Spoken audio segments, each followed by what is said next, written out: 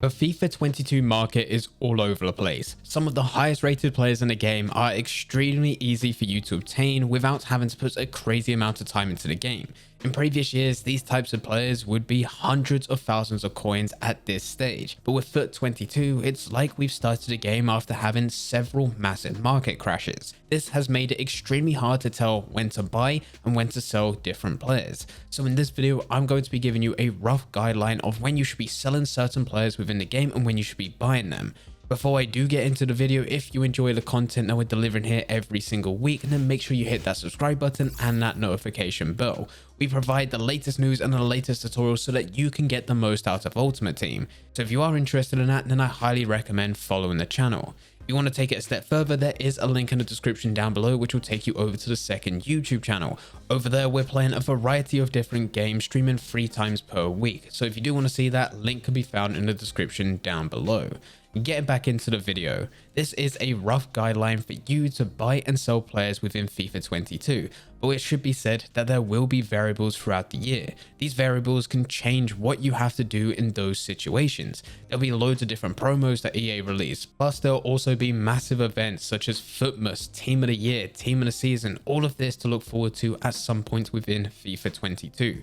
And when those massive events happen, it forces players to quickly sell all the players that they have in their club, causing a massive market crash. And it can be very hard for anyone to actually say exactly what's going to happen within those situations, when to buy and when to sell. Whereas this one is just a rough guide on a weekly basis as long as there's no massive events. So the first thing to talk about is Team of the Week players, and this is by far the easiest. Every single Wednesday at 6 PM, EA releases a new Team of the Week, and Team of the Week players are based on real life football matches. And if certain players perform very well by getting assists, getting goals, or even keeping a clean sheet, they'll be included within the Team of the Week. Typically, for most of these players, when they are first released on Wednesday at 6 PM, this is when they are the most expensive. This is purely because they have literally just been released and there's quite a bit of hype back in some of these players. So when it comes to the first ever person to pack one of those players that have just been released for Team of the Week, if they are the first on the market, then they actually get to decide the price.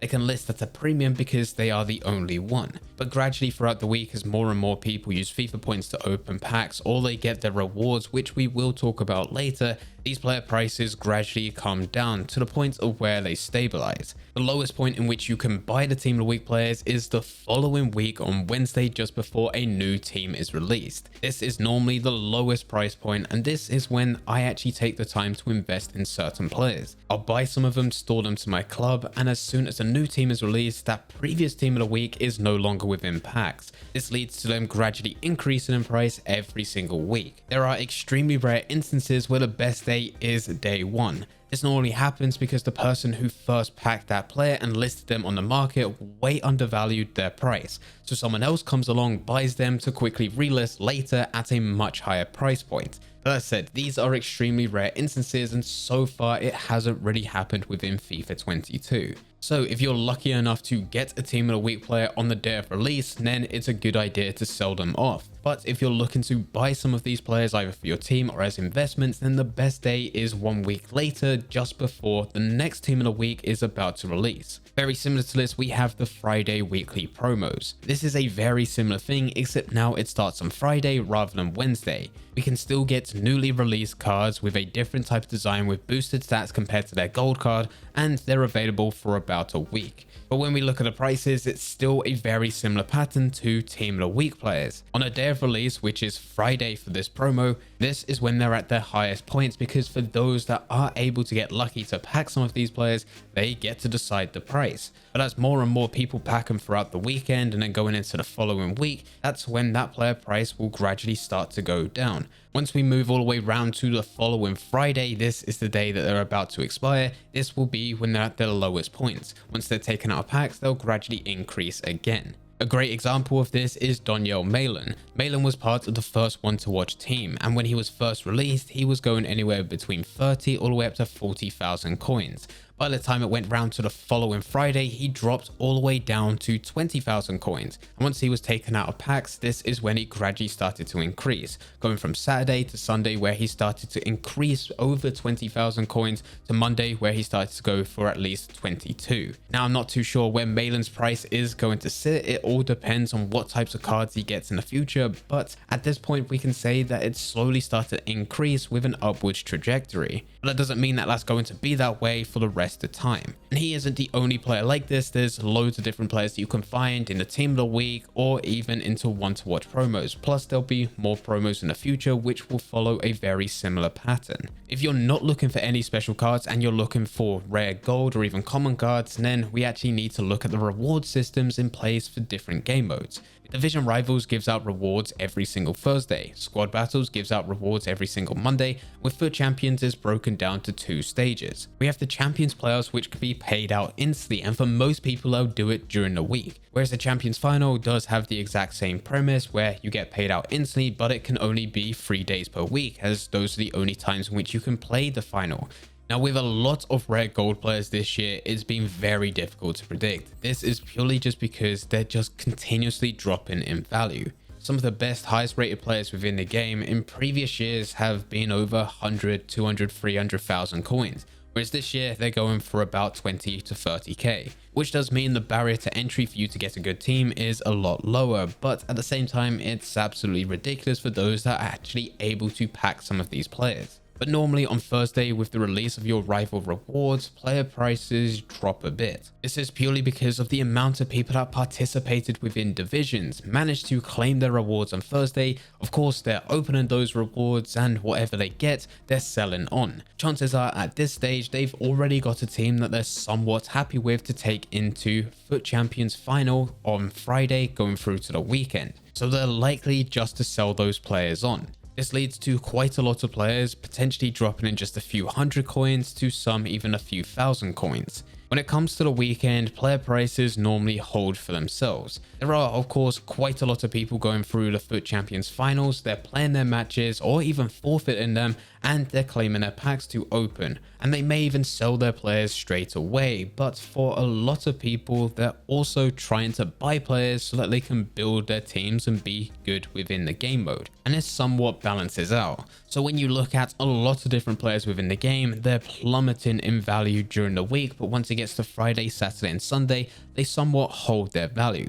But going forward one extra day to Monday, this is when people get their squad battle rewards, and this is your final chance to claim your FUT Champions rewards.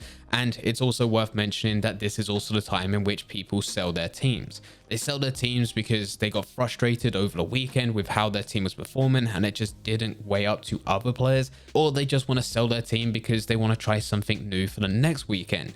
And this is when we see the biggest drop. So even though a lot of players hold their price during the weekend, it actually doesn't matter by Monday because they've gone down quite a bit. And this is when the drop continues to happen. But this does mean if you're looking to sell rare gold players, it's either a good point to do it over the weekend as they're going to be staying their value, or even before that. Before the weekend league actually starts on a Thursday, where people are potentially still building their teams to get ready for the weekend league.